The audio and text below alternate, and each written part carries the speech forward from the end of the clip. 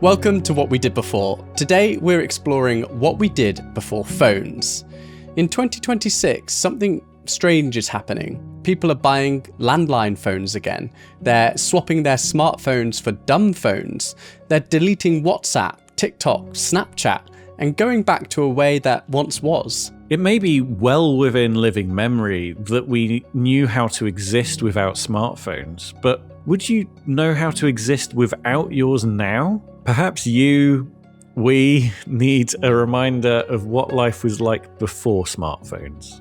Yes, definitely. And this time, we're not traveling back to a time in deep history. Today, let us take you back to 1994, to the dawn of the smartphone. If you're new to the show, welcome. A lot of people have discovered the podcast recently, so we're excited to have you here. And please do subscribe to the show if you like what you're hearing. But Matt, this is going to be a two-parter episode, isn't it? Yeah, because this is such a huge topic. In our next episode, we'll dig into the entire sort of ancient history of communication. But, first, there's enough for today just discussing the last 40 or 50 years, or even, the last 20 years, because mobile phones, and especially smartphones, are super new, but they have changed so much. Yeah, exactly. And I remember saying, wouldn't it be amazing if we could just press buttons on our phone screens instead of using a keyboard? And I thought at the time that sounded really cool and futuristic. Mm-hmm. And then, to be honest, it wasn't that long after I said that I got an iPhone 3 or 3G. And that, if I recall, was my first ever touchscreen smartphone. And that was as late as 2008. Yeah, actually, I remember your first iPhone 3G because that became my first iPhone as well. So we were queuing up for, I think it was the release of Call of Duty Black Ops, a midnight launch. And I used to love midnight launches of games. Yeah. You don't get that anymore. Yeah, we'll have to do a podcast about it maybe.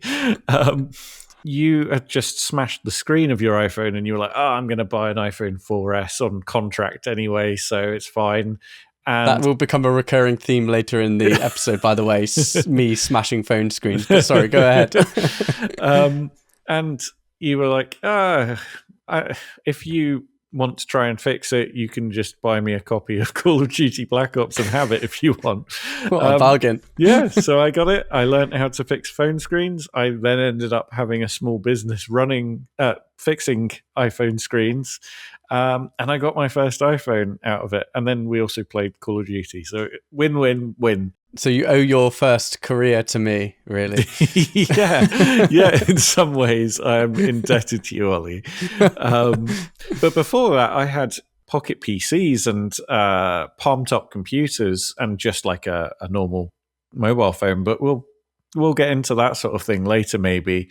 If we fast forward to today, we've never really been more reachable than those times, and certainly I can't speak for everyone, but more sort of exhausted from it. Yeah. We went from calling our mates on the house phone to sort of dealing with the pressure of blue ticks on messages, WhatsApp pressure, group chats we never asked to be in, and I'm getting so many group chats. I know, and not to mention work creeping into our evenings. Yeah.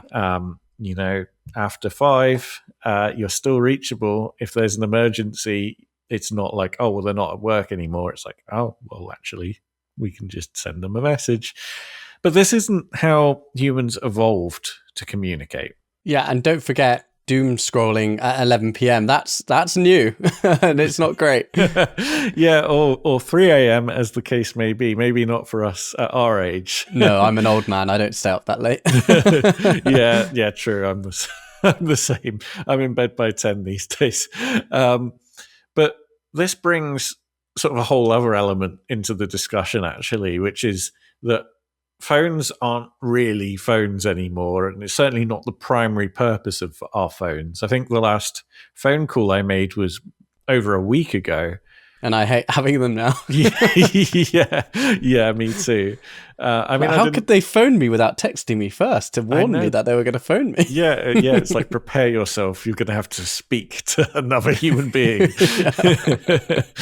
But anyway, we're going to discuss in a bit what it was really like sort of existing without a smartphone. And although that's not really, that long ago, I think we have to remember, especially people of our age and older, that there are many people, in 2008, when you got your iPhone 3G, someone born then is now 18 this year. So for many people's living memory now, smartphones have just always been a thing. So to get us to the present and where we are now, we kind of need to understand when mobile phones in general crept into our lives. So if we go back to sort of the prototype part of mobile phones, there was an engineer by the name of Marty Cooper, and he made the first ever mobile phone call. He worked at Motorola in New York, and he was actually making the call to gloat to a competitor. This was on the 3rd of April, 1973. Yeah, he was phoning Bell Labs, right, to basically mock them. Yes, yeah. So I think they were working on similar kind of thing, but they were really invested on this car phone idea. And he phoned them and he said, Joel, this is Marty. I'm calling you from a cell phone, a real handheld portable cell phone, basically saying, you have to be tethered to your car. And you know what? Marty is still alive today. He's 97 years old. Wow, that's incredible. So he's lived through almost the entire history of modern communication. He's gone from landlines dominating the world to billions of smartphones in people's pockets. I mean, he essentially put them there in our pockets. Yeah. And it shows just how recent this whole thing is. He's seen us go from not having mobile phones, to being sort of amazed and wowed by the concept of it, to potentially hating it and wanting to go back. Yeah, exactly. He's seen it all. He's like, oh no, what did I do? But yeah, I mean, I think if we think about the history of smartphones, this is very different. This is a different beast. This was an absolute unit of a phone. It was a chunky boy, and it weighed in at 4 times the weight of an iPhone. And it only came on the market 11 years later, actually. So 11 years after he made that first phone call was when it finally got sold to people in 1983. And remember, this was nowhere near what a smartphone is capable of today. And it was called the Motorola Dynatac 8000X. Which, I don't know, sounds like a washing machine or something. It's a very 80s name for sure. Yeah, and I don't know why it was the 8000X. It could have just been the Dynatac. It was the first one. And it cost a whopping $4,000, which is the equivalent of nearly $12,500 in today's money. Even $4,000 for a phone like this now would be crazy. And when you do, you consider the price of an iPhone, what, $1,000, $2,000 maybe. It's basically a mini computer in your pocket, and this was just a landline phone on wheels. So it hardly seems as though it would have been worth the investment at the time. And if you get annoyed at your phone's battery life right now, this thing could only go for 30 minutes, and it took 10 hours to charge. So yeah, only very wealthy people could afford something like this. Yeah. So for context, this Motorola Dynatac is the phone that you see in movies like American Psycho and Wall Street. It's this huge kind of beige brick with an antenna, and it was kind of associated with the yuppies of the 80s. And you can really see why at that price range, right? And also kind of the use case is so small. So it really was, I think, kind of the preserve of people who had the money and felt like they needed to be reachable or to contact someone very quickly to make some sort of business deal. And honestly, a lot of people really thought that early mobile phones were pretty ridiculous or unnecessary or antisocial as a result. And many just kind of thought, who's ever going to need this? In the 1970s and the early 80s, most homes already had landlines. Phone booths were everywhere. Do you remember phone booths? I do. Yeah, most have been converted into like defibrillator machines now, haven't they? Yeah, which arguably is, we're going to talk about the positives and negatives of mobile phones and smartphones. I would say the rise in use of phone booths being used for defibrillation is pretty good. But being unreachable wasn't really considered a problem. Yeah, I love that. Being unreachable wasn't a problem. That's how it should be, really, isn't it? But now if you don't reply within minutes, you're considered rude. So it is quite amazing how we can flip expectations so quickly. Yeah, exactly. And back then, people thought you just looked silly holding this massive brick to your ear. Most thought these mobile phone things would not really ever become mainstream, and maybe we should have just ditched the idea then, depending on your opinion on things today. But in fact, there are actually documented cases of restaurants reacting to the sudden appearance of mobile phones at the dinner table.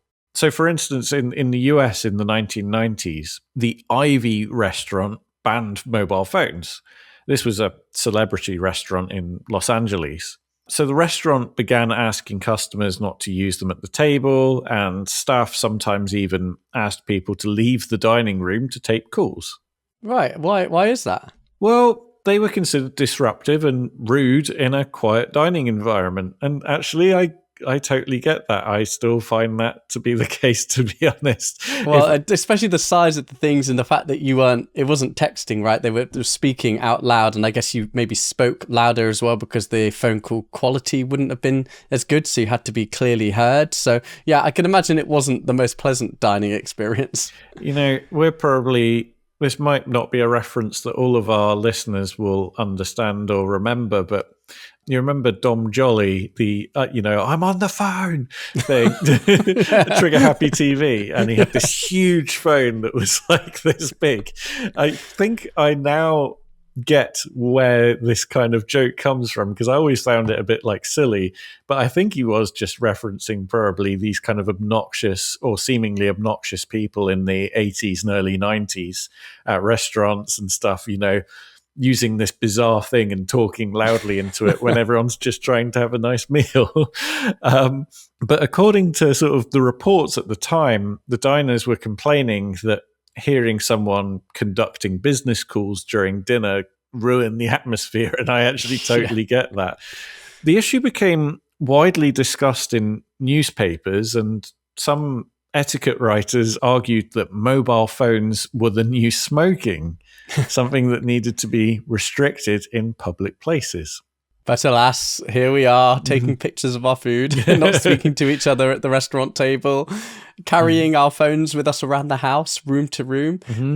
It's now ridiculous to be without it. But this often happens with new technology, I think, doesn't it? It happened with fridges, as we mentioned with Nicola Twilley. It happened with things like microwaves when they were first introduced, and a lot more besides. But people fear new technology. And I think we have this habit of never expecting it to evolve either, and especially not to evolve as quickly as phones did. Yeah. But by 1991, so that's the year we were born, the second generation of mobile technology launched, aka 2G.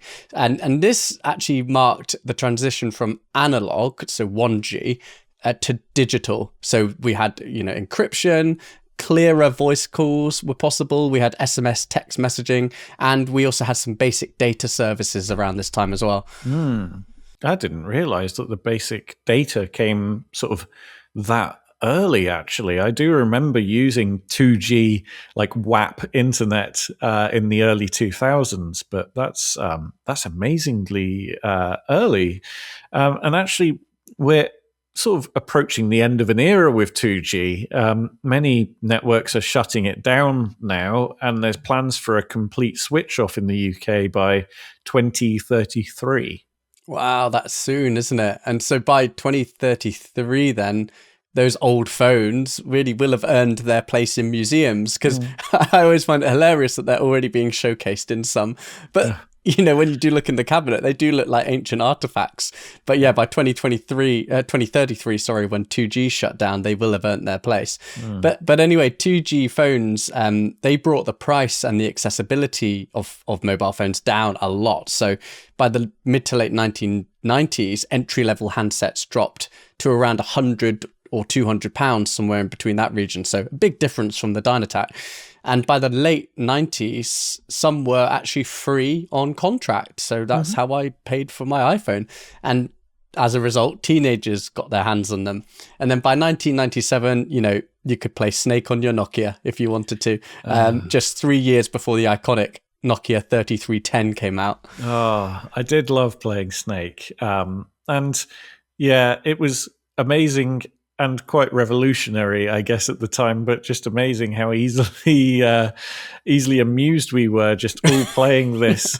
Yeah, we got to do an episode on before video games and include mobile phone games, I think. But, definitely. But, these were all side quests to the main thing that phones were for, which was calling people. And a phone is obviously short for telephone.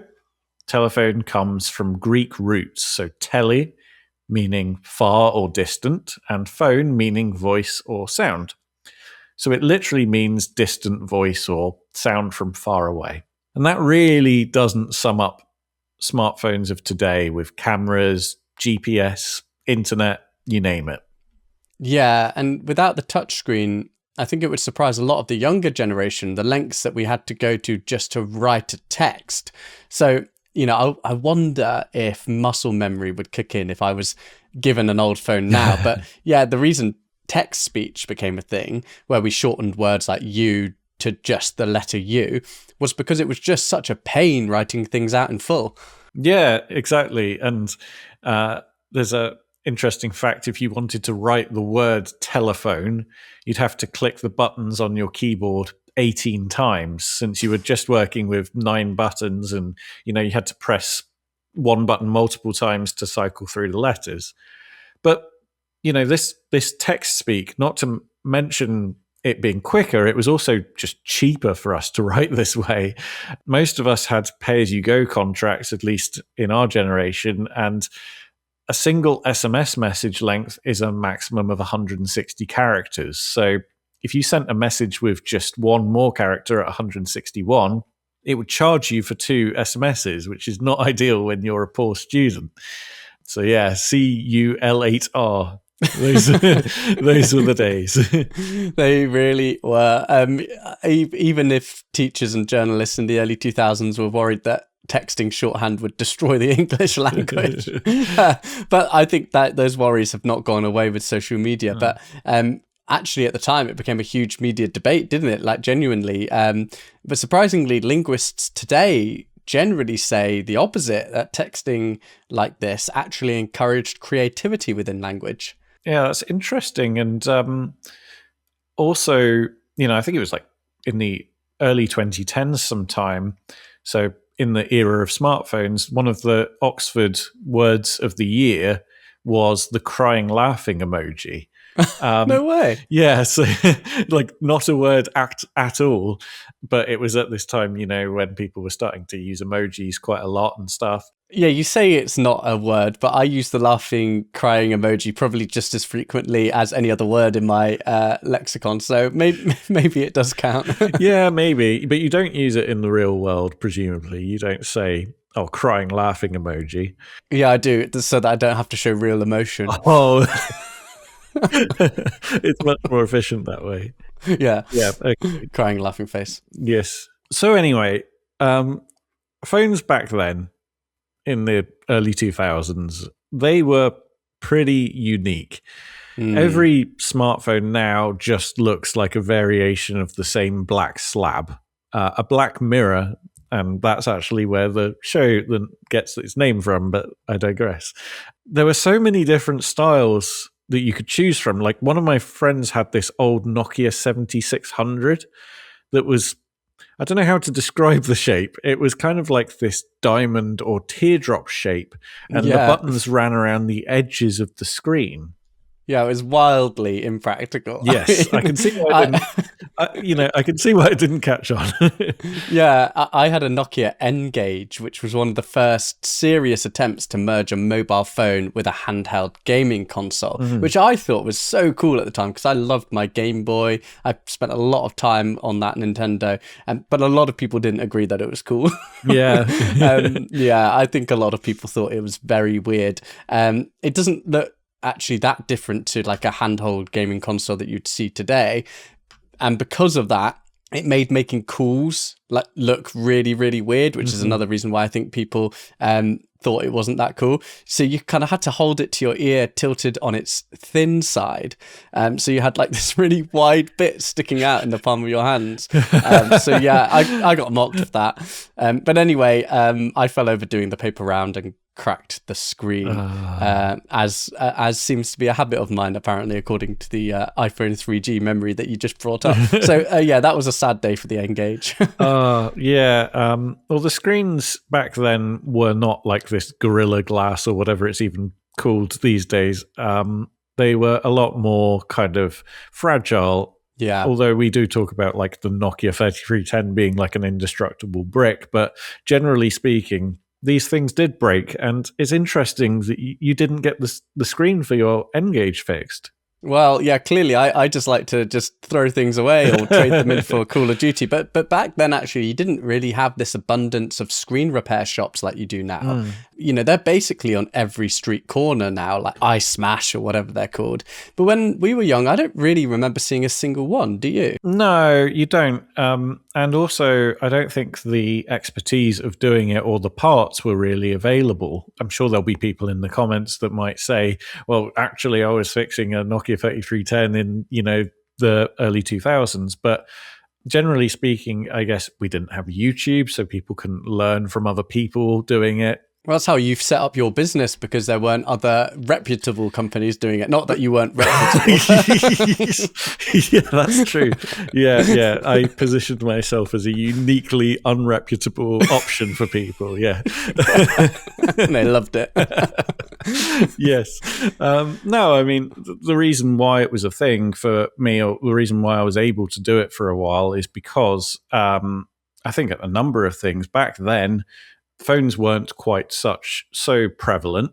They weren't quite so expensive, and people had such a variety that I think it was a bit harder to know, like, this is how you fix an N-Gage, this is how you fix a Nokia 3310, this is how you fix a Motorola.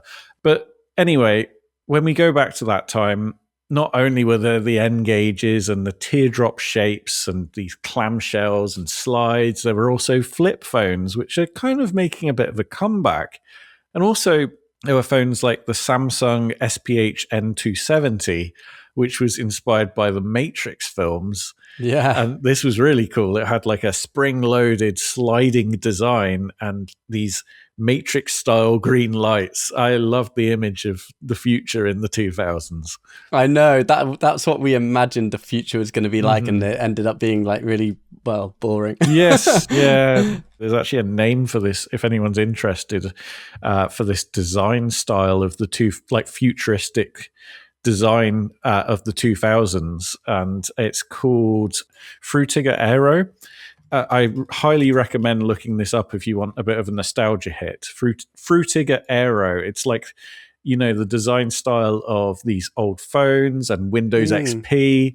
And it's actually a bit of an aesthetic now that people are starting to be like, oh, it was actually quite an optimistic time, wasn't it? Yeah. I mean, back then we thought we were going to have hoverboards in the next 10 years. Actually, I've heard Alain de Botton from the School of Life talk a lot about how the world has become uglier because we've sort of homogenized the way things look. We're designing things to look very similar, sort of not as creative and colorful as it used to be in the past. And I guess that sounds like a similar thing happened with phones. But I also saw another person recently saying that we're starting to be a bit more experimental with the way that we design architecture and other things as well, at least in the last couple of years. So maybe we're moving back out of that period of ugliness. I hope so. Maybe we'll see the return of the Engage. But Siemens even launched a whole line called Celebrity, which was designed like fashion accessories. So some looked like makeup compacts, pendants. You had some which looked like jewelry. And the idea was that phones would be kind of like fashion items rather than just gadgets. But the truth is, back then, I don't remember spending much time on them. Like, we could talk all about the Engage, and even with its game capabilities, I wasn't, obsessed with it. And chatting on it as well, texts cost like, 10 to 20p per message. And like you said before, if you went over the character limit, you spent double that amount, and you had to go and manually top up your balance. So you just kind of used texts quite sparingly, which, made us not use them as much. But maybe that was kind of nice because you had to be really selective about who you text and why and what you were actually saying to them. You had to have something relevant to say to them. You wouldn't just do a boring, like, just checking in kind of message because it really wasn't worth the 20p. Yeah, I suppose if you did, that meant you really liked them. It's like, I spent 20 True, yeah. spent 20p just to send you nothing. But there's also, like we mentioned before, this whole like 160 character limit for an SMS. So yeah, there's that. Yeah, why did they do that limit, actually? Well, SMS text messaging was actually built into the sort of standards for mobile phones long before people really started using them. Engineers developing the GSM mobile network in the 80s realized they could send short text messages using the same signal channels that phones used to set up the calls, essentially sending messages during the moments when the network wasn't busy. And because these signals were tiny, the messages had to be short. There's an engineer named Friedhelm Hillebrand, and he studied things like postcards and telex messages, and he concluded that 160 characters was enough for most communication, which is why early text messages had that famous limit. Now, the first SMS was actually sent in 1992 by the engineer Neil Papworth, and he simply texted "Merry Christmas." Oh, he didn't use his 20p effectively there, did he? I know. No, I love it. And these restrictions are kind of like the Twitter of old, right? So it are like almost intentionally restrictive. Yeah, and the interesting thing with Twitter, I won't talk about Twitter too much, but they branded this restriction as a feature. And interestingly, this is the exact reason that old Twitter was limited to 140 characters. It was so that it would fit into an SMS, and there was then 20 characters reserved for the username. So Twitter is older than we might remember. It launched in 2006, and back then, smartphones weren't really much of a thing. I think there were some pre-iPhone, devices that would have been able to connect to the internet, but really it wasn't such a big thing. So how do you allow people to tweet their thoughts on the go without smartphones? And that's with an SMS text message. But I will say, the less said about modern Twitter, the better. X or whatever it's called now. Yes, fair. Moving swiftly on. So anyway, it was these limitations that created the earliest text smiley, right? So this is colon, dash, and then a bracket. It was proposed in 1982 by computer scientist Scott Fullman because text messages lacked tone. And then that spread massively through SMS culture in the 90s. And I remember I was playing World of Warcraft and my friend typed a message ending in =D. So equals and then a capital D. And I was like, oh, what does that mean? I just thought he'd accidentally typed it on the keyboard. And I had to ask him, what do you mean =D? And he said, it's turn your head, it's a smiley face. And I was like, it was like, you thought it was algebra. Yeah, I couldn't believe it. I was like, wow. And that's how I learned about smiley faces. I think I was a little late to the party by this point because this would have been in the 2000s and people had already been using them. But yeah, I thought it was incredible at the time. Oh, yeah. Well, this Scott Fullman, I think, is a real genius there because, I mean, I still know people, and no offense if you're one of these people, but that text in short sentences with full stops between each sentence and no smileys, no tone. And I just think, like, what have I done to upset you? Anyway, there was this idea when we were teenagers, and I'm sure you remember that us millennials were addicted to texting. I remember our parents being like, you're always on the phone texting someone. But without apps and without a solid internet connection or any at all, there was no reason to really look at them that much, apart from, games like Snake trying to hit your high scores. While that was incredibly fun, they were very linear and low dopamine, especially with, our black and white screens on our Nokia 3310. You couldn't really get addicted to them in the same way as you can with modern mobile games or apps like TikTok.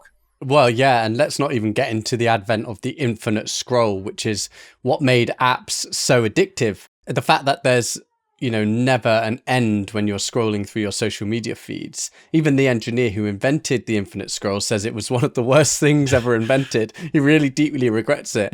And although he invented it in 2006, it wouldn't have been a major problem at first. People weren't using things like Facebook on their phone. They had to boot up their PC for things like that. And that in itself, I think, is enough of an obstacle to stop most people from spending too much time there.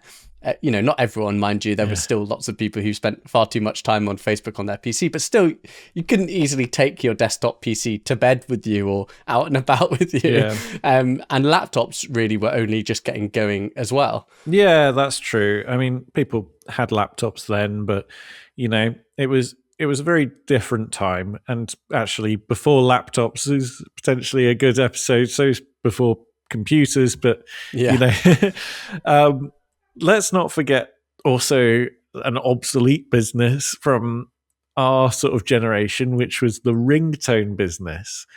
This was huge. So do you remember in the early 2000s, people could pay like £2, £3, even £5 to download a ringtone? And some companies made hundreds of millions selling things like the Crazy Frog ringtone.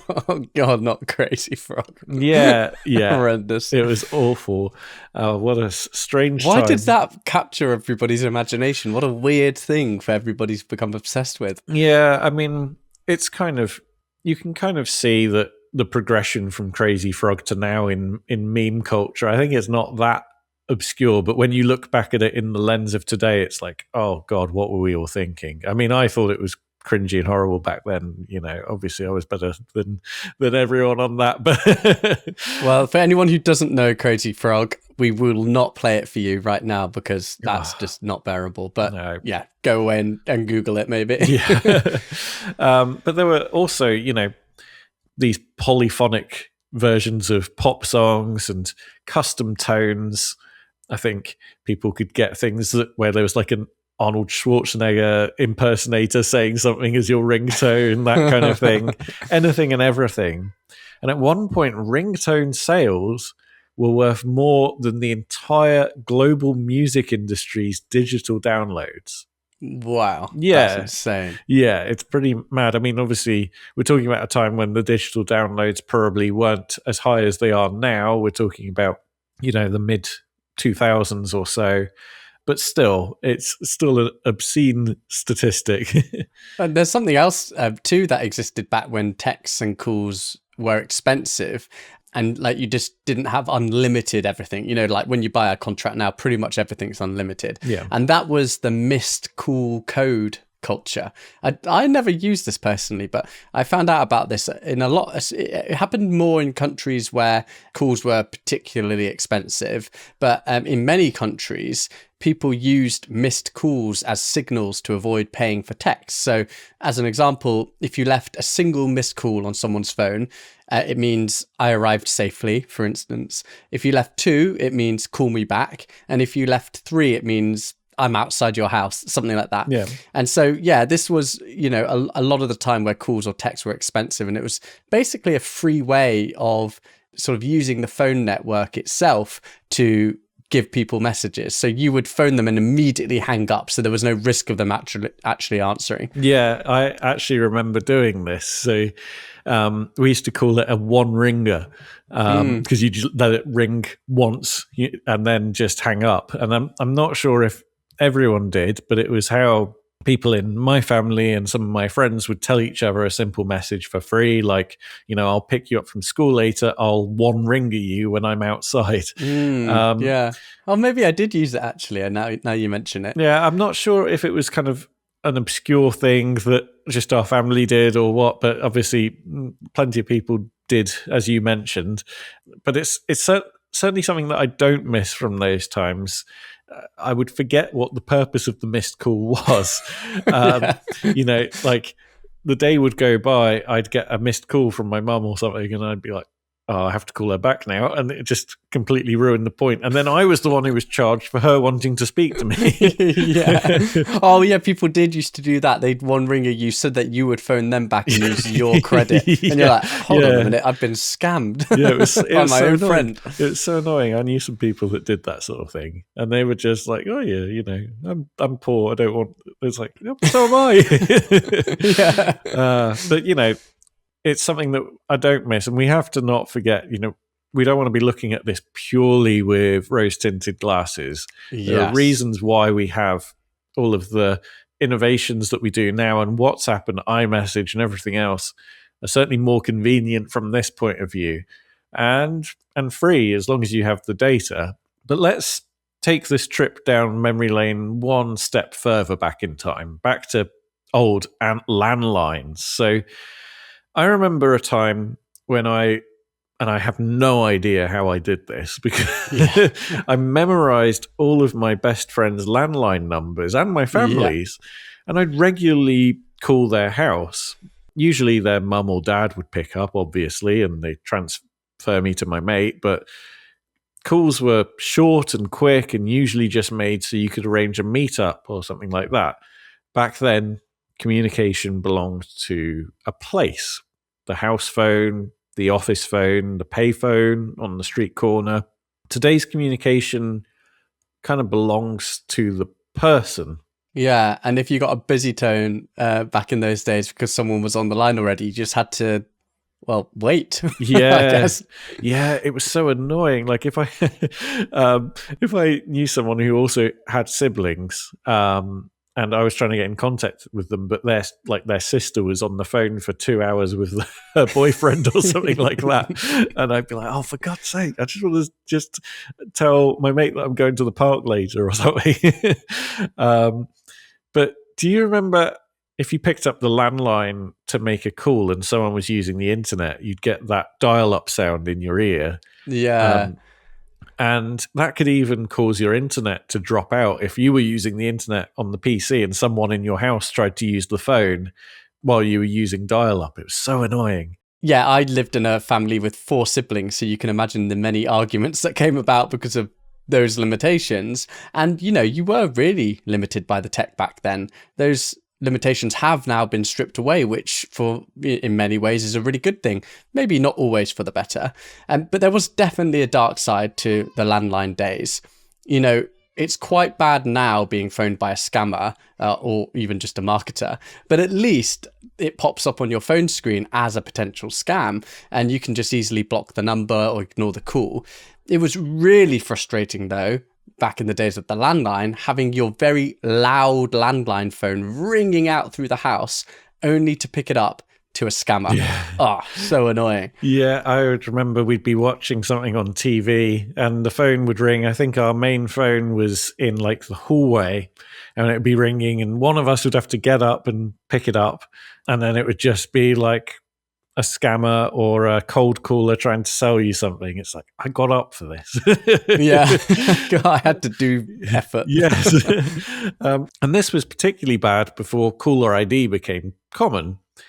Before the 1990s, many people answered the phone like this, like, hello, 482-371. Because you didn't know who was calling, and it helped confirm that to the caller that they dialed the right house. And before caller ID, every call was a mystery. Apart from I remember this thing. Do you remember this as well, where you would get like a missed call and you could call, I think it was 1471, and it would tell you the last Oh number that yeah. called you. That's just like a core memory just got unlocked. That if I was like, I don't want to answer this, I would just wait for I would just wait for it to stop and then call 1471 Oh and see yeah, I if I totally recognize forgot the about number. that. So some things don't change because now I just will, if I don't recognize the number on my phone, I'm like, yeah, I'll just. Yeah, I'll get a text if it's important, Yeah. is what I think. They'll text me, or they'll email me if it's important. Yeah. And something else of note from this time, we had to use phone books to look up numbers quite a lot. If you don't have the memory of this, it was these huge books that had, at least where we're from in Guernsey, everyone on our island's phone number, unless you explicitly said, I don't want to be part of this book, Yeah. would be listed, every name in alphabetical order, and then you'd have every number in numerical order as a separate index. So if somebody phoned you, you could find the name, and if you wanted to find somebody, you could find their number. Now, I think with data protection and things like that, most people by default are not in the phone book, but back then that's how you'd find people. And also, this was before most people used the internet, so you'd find services in the yellow pages. If you needed a plumber, you'd find it in the phone book. It was like the Bible in some ways in the house. It was a very important item.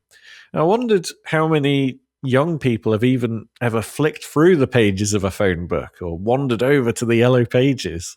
Yeah, I can't imagine many would want to or need to. The last time I handled a phone book was at a music festival, and I was in a phone book ripping competition.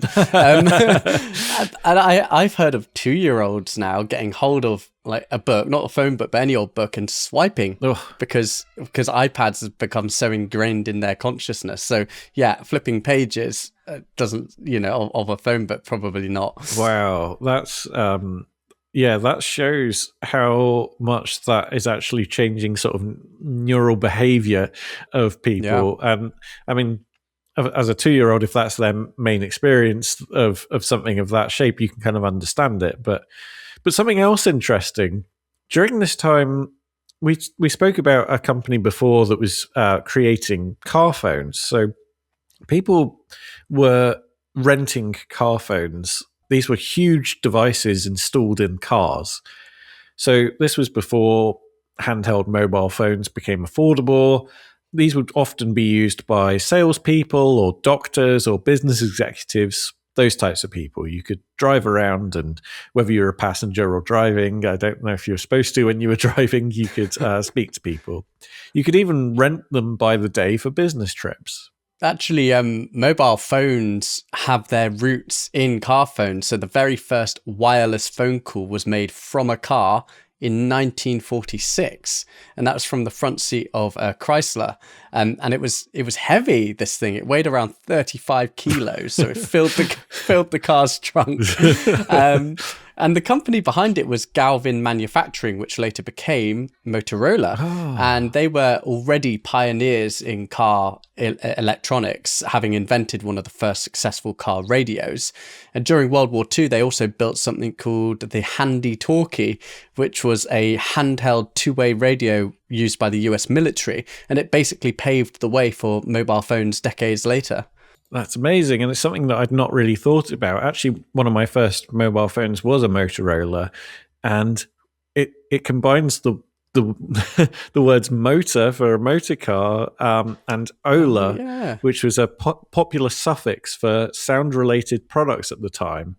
So it was effectively meaning sound in motion. That's fascinating. That's something I hadn't really thought of until you just mentioned it. But anyway, making calls on these things really was expensive. It was also prone to signal loss. To be honest, all these old versions of phones might just sound like a lot of hard work to many people listening. Yeah. So let's make the case maybe of why we might want to go back, even if it's as devil's advocate.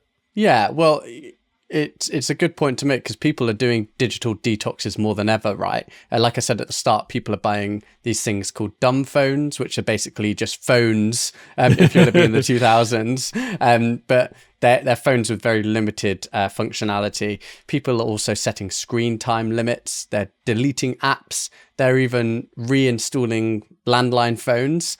In fact, I actually came across this company the other day, Tin Can.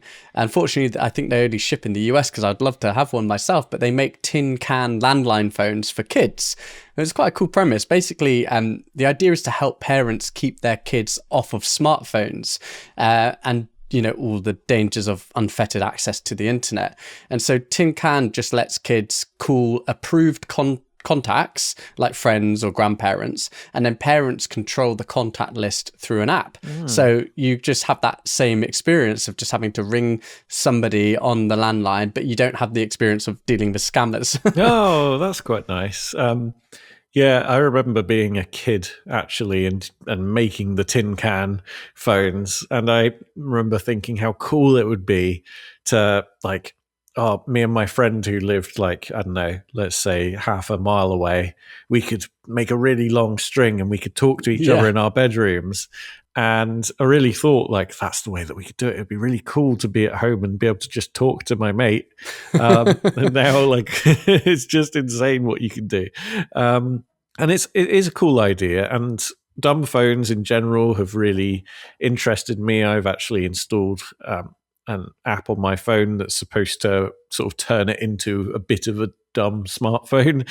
Something I'd like to talk about for why would people do this? That is the effects of smartphone use on people in general, but especially kids. So when me and you, Ollie, were teenagers, we both, I would say, were in kind of the minority among our generation by having pretty unrestricted technology and internet access. Yeah, definitely. And it did feel amazing at the time. But I absolutely had an unhealthy obsession with the computer, and it was sometimes to the detriment of my real life. I mean, there was this first summer that I got World of Warcraft, for example. It was the summer holidays, and I paid, oh God, it's just awful to reminisce about this, but I had 25 days of gameplay time during the summer holidays. Just the 6 weeks of summer. I must have racked up at least a few days before summer happened, surely, because I don't know how it could have been possible to fit all that time in. At one point, my sister came into my room and said, "Ollie, we're going to the beach. Do you want to come?" I said, No, I'm busy. She said, "Ollie, you're coming to the beach." And I was like, oh, fine. So, definitely it was unhealthy. But that was particularly bad. I haven't been so bad since. Yeah. And to be clear, I'm in a similar boat. Maybe it wasn't World of Warcraft for me, but it was Unreal Tournament and Counter-Strike and pretty much any other game that I got obsessed with. And also just the internet was really interesting to me, going on forums and things like that. So I get it. I get smartphones are just the new beast for, Gen Z and Gen Alpha. And we're talking about the detriment of maybe socially and mental health and physical health. For me, at least, I think it may have had some detriments. It's not so black and white, at least for me. So equally, I think my literacy with technology that I built and the internet and just, the obsession that I could nurse with this technology, I don't think I would be a software developer today if I hadn't have done that. If I hadn't really had nursed that kind of real passion for it and learnt how these things were working as it was happening.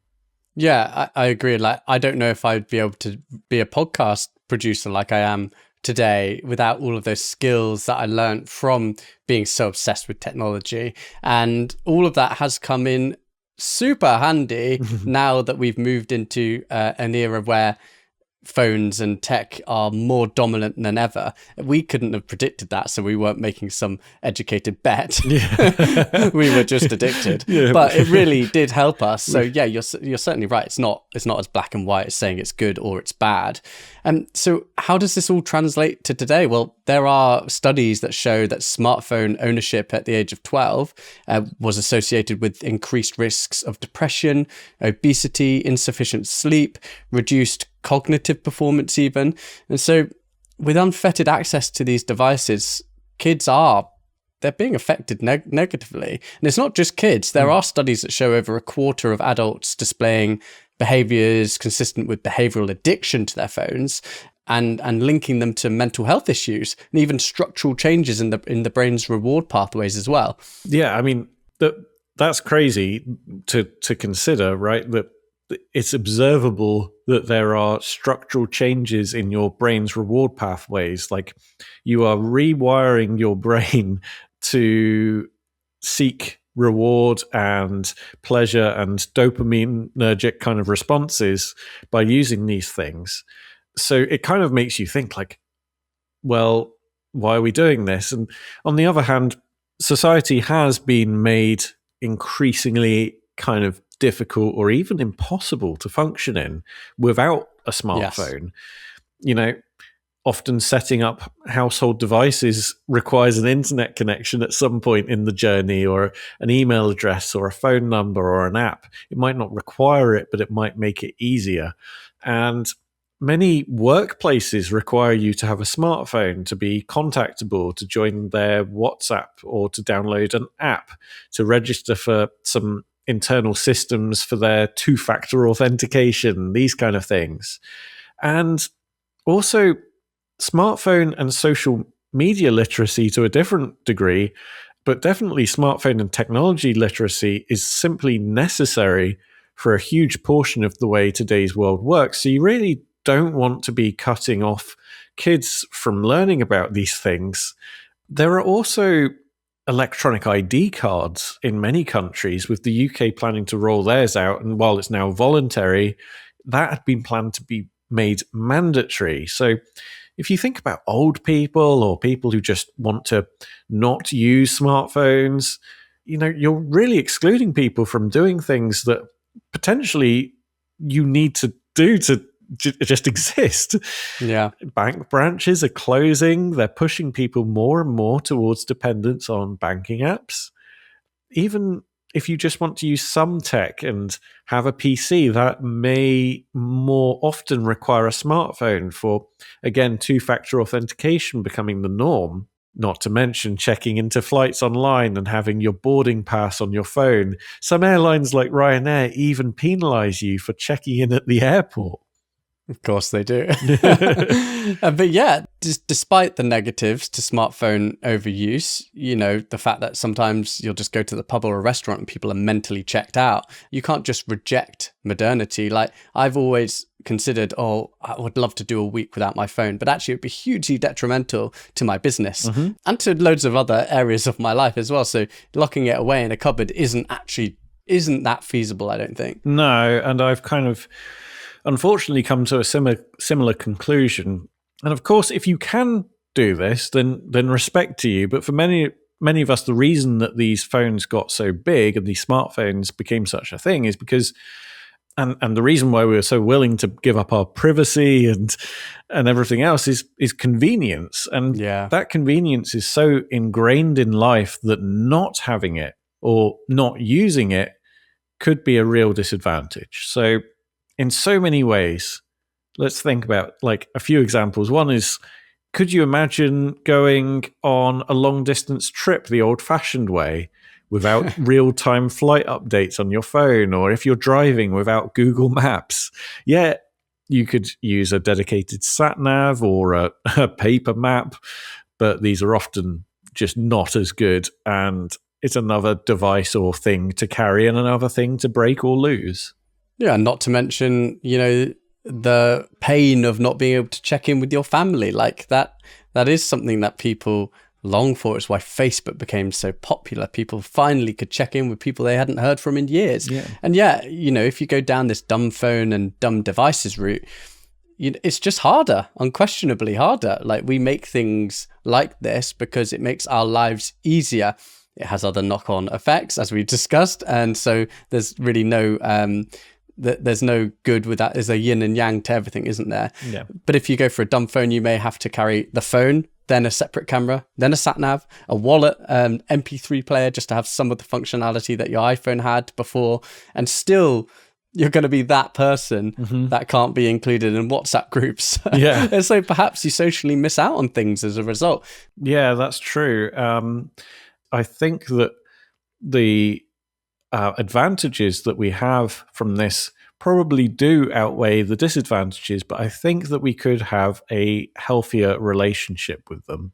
Yeah, and that's why it's good to tackle the history. And, it seems weird to be talking about history when it's only in the last few decades, but this is a fast moving history. The kind of technological advancement that we've made in the last 50 years could be equivalent to technological advancement over numerous centuries in the past. It may seem, we're only talking about 40 or 50 years ago, but actually we've just radically changed so quickly. It is worth reflecting, I think, because we can become so used to the way that we live that it's hard to remember any other way of living. It might seem almost impossible to bring back a landline or buy a dumb phone.